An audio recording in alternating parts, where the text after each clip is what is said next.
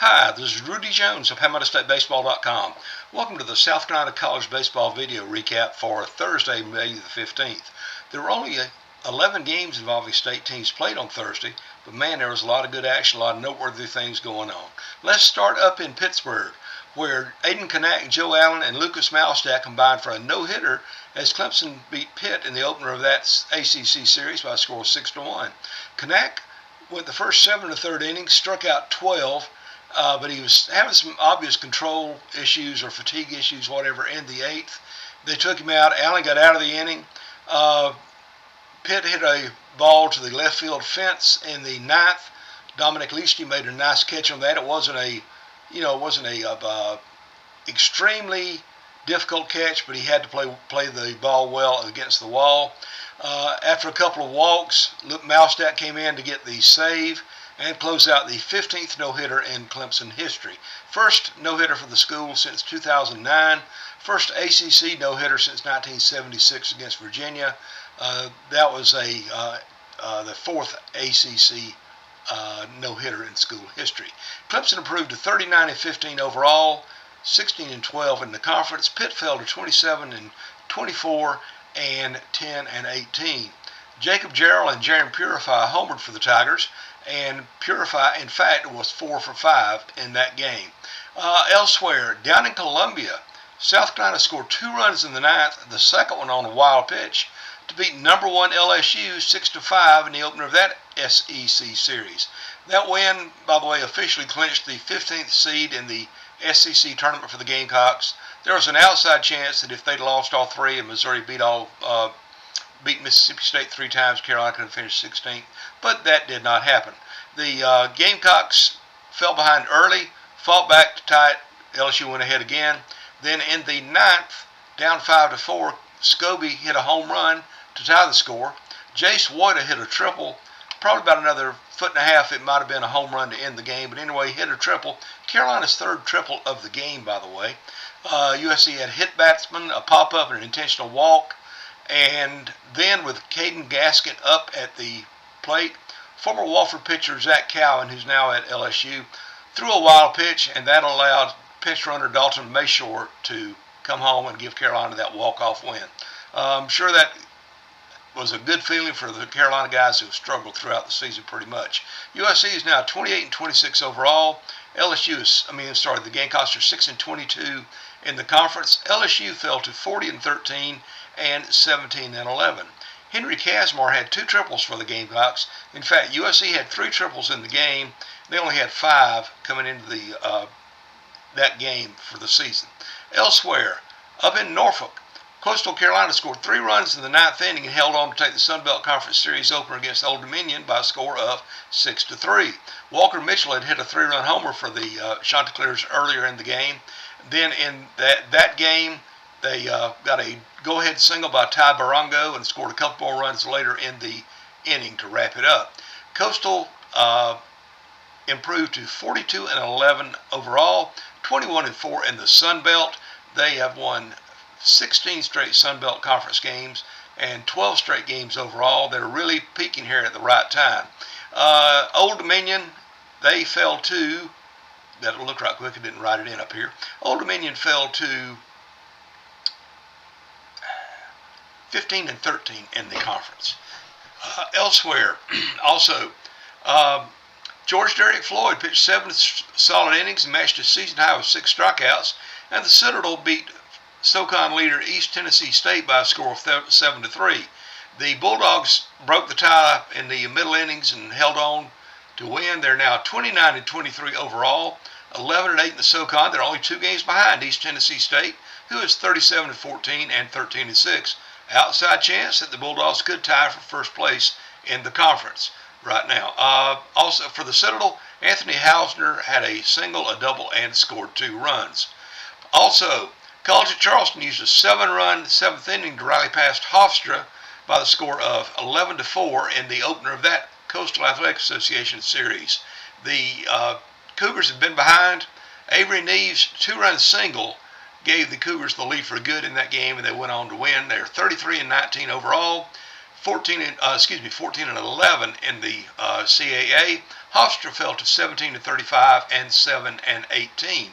The Cougars have won, I believe, 7 straight games. Take a quick look.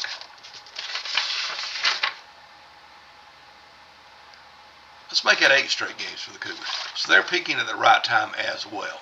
Elsewhere, Jake Armsey and Vance Sheehan had 3 hits and 3 RBI apiece as USC Upstate run-ruled UNC Asheville 16-0 in the opener of a Big South Conference series up at Greenwood Field in Asheville. The Spartans are now 31-23 overall, 17-5 in the Big South. Asheville fell to 15-33 and 8-14. Amp Phillips and Braden Consall combined on a 2-hit shutout in that game. Scott Campbell had a single, a double, and drove in 3 runs for the Spartans in that game. Wofford gave up 4 runs to VMI in the top of the 8th to give up the lead. They scored 2 runs in the bottom of the inning and held on to clinch a win by a score of 7-6 in a Southern Conference series, second game of that series. They started earlier. Tyler Bach singled in the tying run and scored the go-ahead run on Adam Haber's single. Bach and Haber had 3 hits apiece for the Terriers, who are now 31-24 overall, 8-12 in the SoCon. VMI fell to 26-25 and 5-15. Wofford is now assured it cannot finish as the 8th seed in the tournament. They're going to be at least number 7, and they have 1 more game to try to improve that, if you will. High Point rallied from a big deficit to beat Charleston Southern in a walk-off 9-8 in 10 innings. The Buccaneers had a 8-1 lead. Gardner Webb scored a run in the 7th, run in the 8th, 6 in the 9th, and 1 in the 10th to walk it off. Charleston Southern fell to 26-20 overall, 12-10 in the conference. Gardner Webb improved to 17-34 and 6-16. High Point scored 8 straight runs in the middle innings to wipe out an 8-4 deficit, and they took the opener of a Big South Conference series with Winthrop by the score of 13-11. Gabe Natividad was 3 for 4 with a homer, a walk, a hit batsman, 3 runs scored, and 2 rare RBIs for the Eagles, who have lost 7 straight games. Winthrop is now 27-27 overall. That's 6 straight losses for the Eagles. And 11-11 in the conference. High Point is in first place in the Big South at 38-15 and 18-4. Also going on Thursday was the first round of the NCAA Division II Southeast Regional. Had separate brackets up at Salisbury, North Carolina, and Belmont, North Carolina. And the Salisbury bracket, Gideon Antle's tie-breaking 9th inning double drove in 3 runs, and North Greenville held on to beat Young Harris in the Salisbury bracket by a score of 6-3. The Trailblazers snapped a 2-game losing streak from the Conference Carolinas tournament and advanced to play Catawba at 6 o'clock on Friday. How did Catawba get there? Catawba scored 2 runs with 2 outs in the bottom of the 10th and beat Lander by a score of 9-8 in 10 innings. That was a seesaw game, a very good game. Watched a lot of it. It snapped Lander's 14-game winning streak, and they'll go into an elimination game on Friday against Young Harris, as it turns out.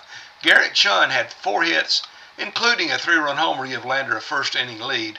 Grant Sherrod's 4th hit of the game scored Jackson Hoshauer in the top of the 10th to put Lander up, but Zach Cowart was thrown out trying to score on the play for the final out of the inning. It was a good effort, made the guys make the play, and Catawba happened to make it. In the bottom of the 10th, Dylan Driver tied the game with a 2-out double, and James Dunlap followed with an RBI single to end the game. And again, that final score was 9-8. Lander is now 42-14. Excuse me. Let's take a look at the other ACC scores that were going on Thursday. Georgia Tech beat Duke 7-6. NC State beat Stanford 7-2. North Carolina beat Florida State 8-3. Notre Dame beat Miami 3-2. Virginia beat Virginia Tech 12-2. Wake Forest beat Louisville 14-4. Boston College and California, are still playing as I record this. It's about a little bit before midnight. ACC standings not counting that Boston College California game.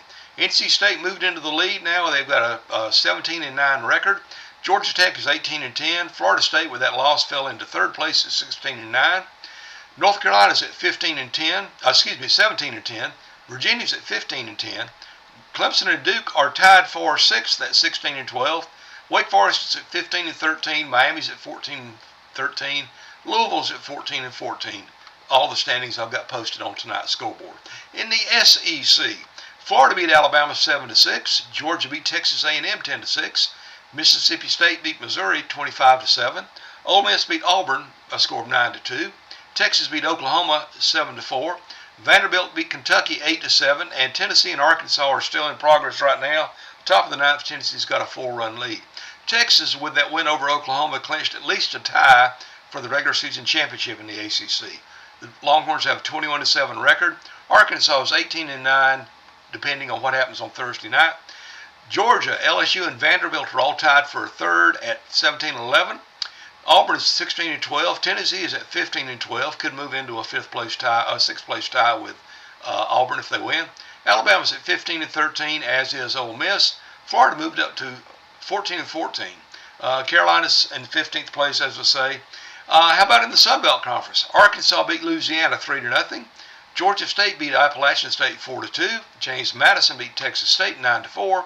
Marshall beat Georgia Southern 10-8. Southern Miss beat Troy 4-3, and ULM beat South Alabama 4-0.